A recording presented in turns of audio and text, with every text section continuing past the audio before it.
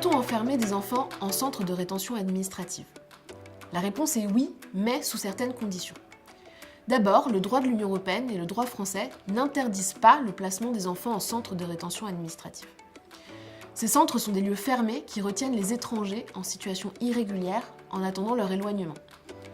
Les enfants concernés par cet enfermement sont ceux qui accompagnent leurs parents ou leur famille. En 2018, des associations d'aide aux migrants ont constaté une augmentation depuis 2013 des enfants retenus. Le nombre de ces enfants est passé de 172 en 2016 à 304 en 2017. Si le placement en rétention des enfants est possible, il est toutefois encadré par des conditions qui doivent respecter l'intérêt supérieur des enfants. La Cour européenne des droits de l'homme a condamné 2 fois la France à ce sujet, en 2012 et en 2016. En 2012, elle avait été saisie par une famille enfermée 15 jours dans le centre de Rouen avec un enfant de 3 ans et un bébé. La Cour a estimé que les conditions inadaptées de rétention, notamment la durée, peuvent caractériser un traitement inhumain et dégradant. En 2016, la Cour a rappelé que même si les parents sont présents avec les enfants, l'État reste obligé d'assurer une protection adaptée et que la qualité d'enfant doit l'emporter sur celle d'étrangers en situation irrégulière.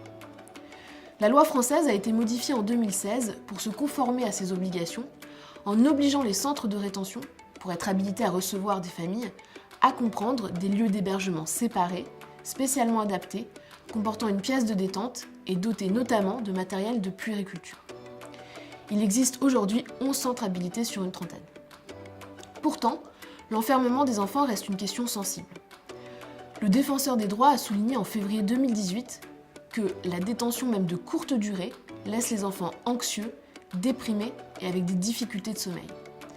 En juin 2018, le contrôleur général des lieux de privation de liberté préconise de son côté l'interdiction pure et simple de l'enfermement des enfants dans les centres. Afin d'éviter la rétention des enfants, la solution alternative est l'assignation à résidence, ce qui avait d'ailleurs été mis en avant par le ministre de l'Intérieur après la condamnation de la France par la Cour européenne des droits de l'homme en 2012. Cela signifie que les familles doivent rester dans leur logement ou dans des hôtels à défaut de logement. Selon le rapport des associations d'aide aux migrants, la rétention reste cependant une pratique fréquente.